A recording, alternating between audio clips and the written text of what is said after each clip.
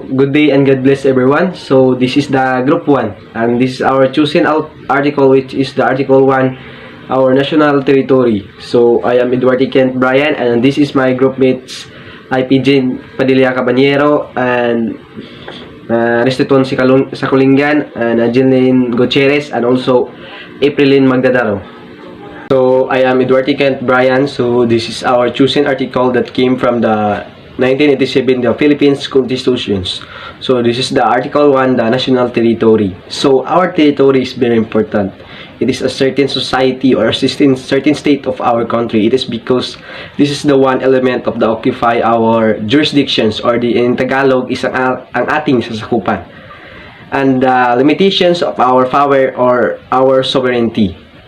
Because according to the Article 1, the national territory is comprises the Philippine archipelago with all islands and waters embraced therein and all territories over which the Philippines has sovereignty or jurisdiction, consisting of its terrestrial, fluvial, and aerial domains, including the subsoils, insular shelves, and other submarine areas.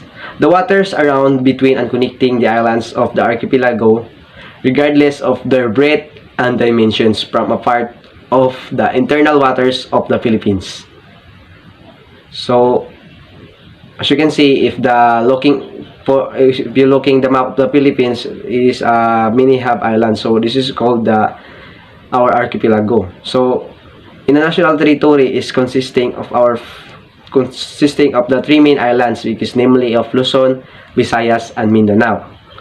And all waters embracing the said of islands, such as water under the archipelago, doctrine connecting the islands, waters around, between and connecting the islands of archipelago from the part of the interval waters of the Philippines. So the particular issue that we have chose is the China's dispute with the Philippines over the Nansha Island, or also known as the South China Sea. The Philippine official claims and related legal documents, the Philippines claims most of the Nansha Island, but not the Nanwe Island itself or several others in that immediate vicinity.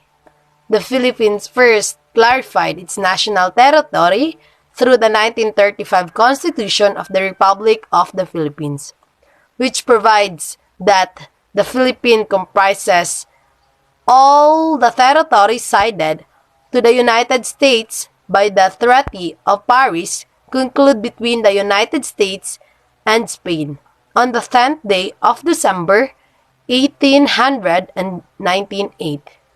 The limits which are set forth in Article 1 of said treaty, together with all the islands embraced in the treaty concluded at Washington between the United States and Spain on the 7th day of November 1900, and the treaty concluded between the United States and the Great Britain on the 2nd day of January 1930, and all territory over which the present government of the Philippines Island exercises jurisdiction.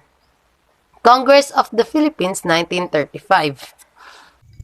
So, I am IP Padilla Cabanyero, the test to do routes of the issue.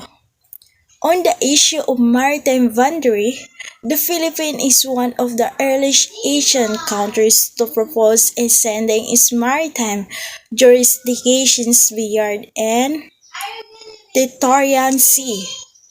Several national laws were enacted to clarify the boundaries of the Territorial Sea and claim rights over its archipelagic water.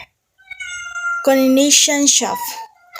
On 1949, the Philippine issued Republic Act No. 387, otherwise known as the Primarium Act of 1949, Article 3 of the provide that So I'm Aprilyn Yu Magdadara. I'm tasked to do the root of the issues.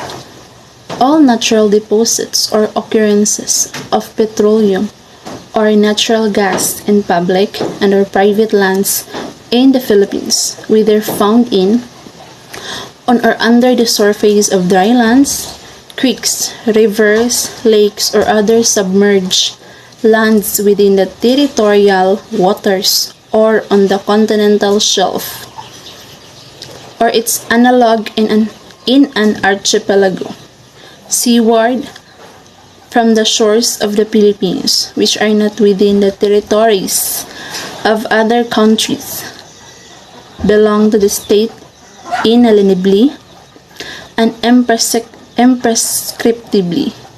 Congress of the Philippines, 1949. I'm Arston P. Sakulingan Jr. and this is our recommendation.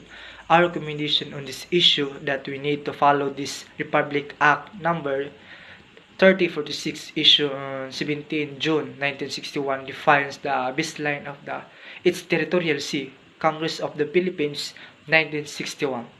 This was amended by Republic Act number 5446 on 18 September 1968, which formally publicized the baseline of the Philippines territorial sea in the coordinate of the base point. Congress of the Philippines, 1968. According to these two acts, the baseline of the territorial sea are defined by 81 base points and the lines connecting them. All the waters beyond the outermost island of the archipelago but within the boundaries set forth in the treatise mentioned. In Article 1 of the 1935 Constitution of the Republic Act of the Philippines comprised the territorial sea of the Philippines. On 20 March 1968, the Philippines issued Presidential Proclamation number 370 or 370 which clarified its continental shelf limit, declared its jurisdiction over the extended area. According to the document, the continental shelf under the Philippines jurisdiction extended toward the depth of the subjacent water, advent of the exploitation of such resources. Marcos, 1968.